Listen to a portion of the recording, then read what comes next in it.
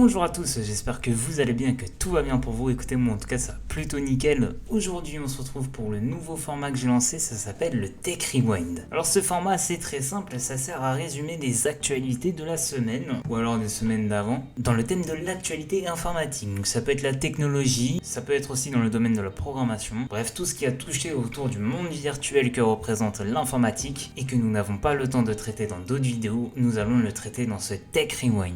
Avant toute chose, si la vidéo vous plaît, n'hésitez pas à vous abonner et à mettre un petit pouce bleu. Ça me ferait plaisir et ça me montrerait votre soutien, ça m'aiderait énormément. Sur ce, on est parti sans plus attendre. On va partir sur le thème de l'intelligence artificielle pour commencer.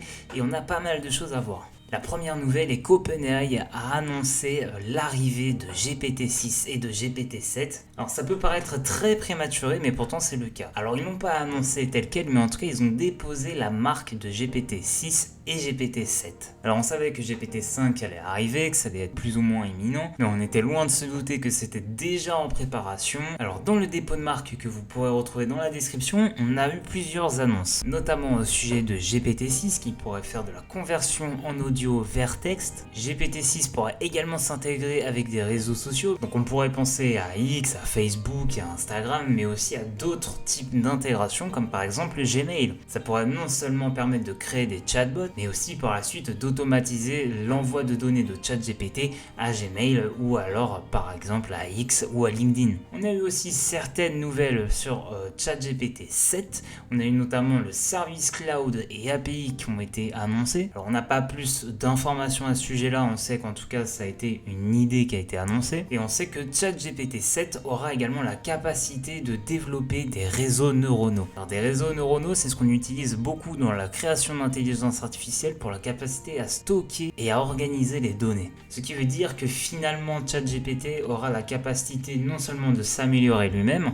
mais aussi de vous permettre à vous par exemple de créer une sorte de réseau neuronaux pour votre propre intelligence artificielle. Alors évidemment, il y a d'autres nouveautés qui seront amenées lors de ces changements de version. Malheureusement, vous vous doutez qu'on a déjà très peu d'informations sur GPT-5, alors avoir des informations claires et précises sur GPT-6 et 7, c'est loin d'être une mince affaire. Je vous tiendrai au courant sur cette chaîne YouTube lorsqu'on en saura plus. Également de l'actualité de l'intelligence artificielle, on va sortir un peu de ChatGPT. Pour le moment, on a eu le re-event de Amazon, qui sert donc à promouvoir les services de Amazon Web Services. Ils ont introduit plusieurs innovations importantes, notamment Amazon Q, qui sera un assistant alimenté par intelligence artificielle, qui sera spécialement conçu pour le milieu professionnel. Il sera basé sur plus de 17 ans de connaissances de cloud dans le service d'Amazon Web, afin de pouvoir offrir des réponses rapides et pertinentes. On a également deux nouvelles puces qui ont été annoncées, la Graviton 4 et la Trainium 2. Ces puces offrent des avancées significatives en termes de rapport qualité-prix et d'efficacité énergétique pour une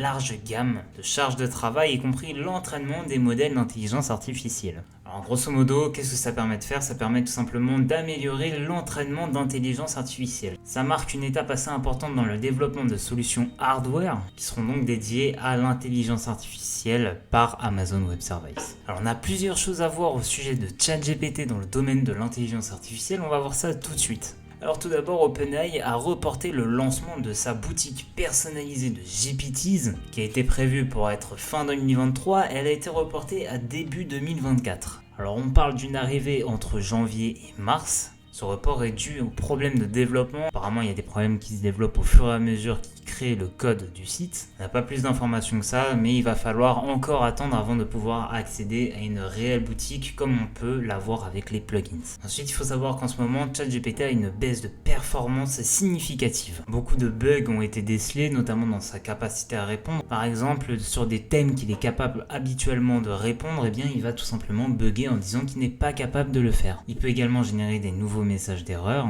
et ça arrive assez fréquemment. Je vois quand je travaille avec ChatGPT, on voit énormément de bugs, de messages d'erreur. Voilà, malheureusement on note une baisse de performance de ChatGPT et tout ça s'est déclenché au fur et à mesure de l'affaire Sam Altman et aussi au fait que OpenAI sont peut-être allés un peu trop vite en lançant le modèle GPT-4 avec la capacité d'intégrer DALL-E, Code Interpreter et la recherche avec Bing et le tout ensemble. Enfin, des chercheurs ont révélé que ChatGPT peut révéler des emails et des numéros de téléphone. Alors on n'a pas plus d'informations sur le pourquoi du comment et de toute façon je vous communiquerai pas pour des raisons assez évidentes. Mais donc les chercheurs ont découvert qu'en prenant l'intelligence artificielle par les sentiments, ChatGPT était capable de révéler des numéros de téléphone ou des emails de personnes possédant un compte ChatGPT ou même via des données extérieures. Ça pose donc un véritable problème de confidentialité des données. À l'heure où je tourne cette vidéo, OpenAI n'a pas encore réagi à cela, mais on se doute qu'évidemment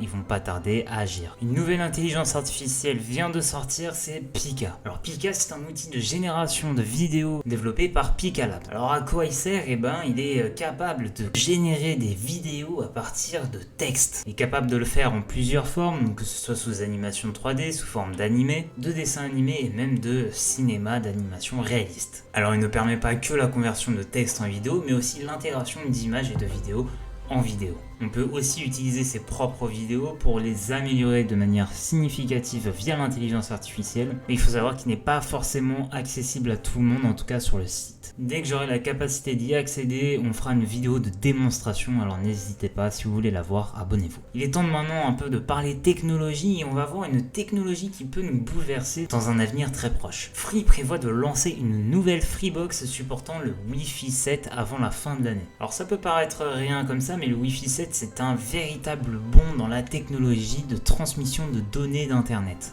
Le Wi-Fi 6, donc la dernière technologie en marche, peut atteindre des débits théoriques d'environ 9 gigabits par seconde. Pour le Wi-Fi 7, on peut aller jusqu'à 30 gigabits par seconde, donc ce qui est juste énorme. Pour la bande passante, d'habitude sur le Wi-Fi 6, on est sur des données entre 80 MHz et 160 MHz, alors que le Wi-Fi 7, on est environ sur des canaux de 320 MHz. On n'a pas plus de données concernant le reste, comme la latence et l'utilisation des fréquences, mais rien qu'à ces deux comparaisons, on peut voir que la capacité du Wi-Fi 7 est littéralement multipliée par 3 par rapport à celle du Wi-Fi 6. Si vous connaissez le projet Kuiper d'Amazon, cette information va vous plaire. Le projet Kuiper, qu'est-ce que c'est? C'est une initiative majeure. Elle vise à déployer une constellation de satellites à large bande dans l'orbite terrestre basse. Pour ça, Amazon a conclu un accord avec SpaceX pour utiliser les fusées Falcon 9. Alors les Falcon 9, c'est des véhicules de lancement réutilisables et à 2 étages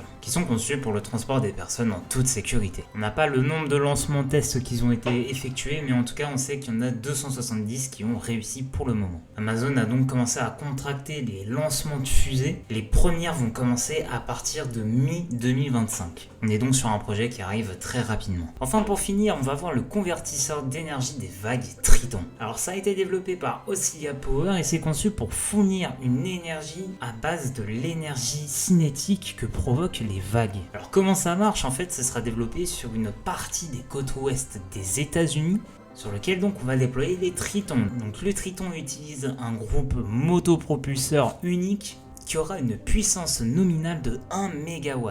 Il sera adapté pour une installation un peu partout dans le monde, dans des endroits où les courants sont très énergétiques. Je vous mets dans la description un article précis sur ce qu'est l'Oscilla Power et donc Triton, mais ces efforts représentent une avancée majeure dans le développement d'énergie renouvelable. Il est temps que je vous présente une IA, alors il s'agit aujourd'hui de Perplexity. Alors Perplexity, qu'est-ce que c'est? C'est une intelligence artificielle génératrice de texte. On peut donc la comparer à ChatGPT, à Google Bard, sauf que la différence, pour ceux qui ne souhaitent pas forcément investir sur les intelligences artificielles et payer un abonnement, Perplexity vous permettra, comparé aux autres intelligences artificielles, de citer ses sources. Comment ça marche? Vous allez tout simplement mettre une question ou alors tout simplement vérifier les propos d'une source, vous exécutez la commande et l'intelligence artificielle vous ressortira une réponse. Beaucoup de personnes ne croient pas en l'intelligence artificielle, encore du moins pour la véracité de certains sujets. Et bien Perplexity vous permet de pallier à cela en citant directement plusieurs sources qui visent à appuyer ses propos. Ça vous permet non seulement de vérifier la réponse qui a été générée par l'intelligence artificielle,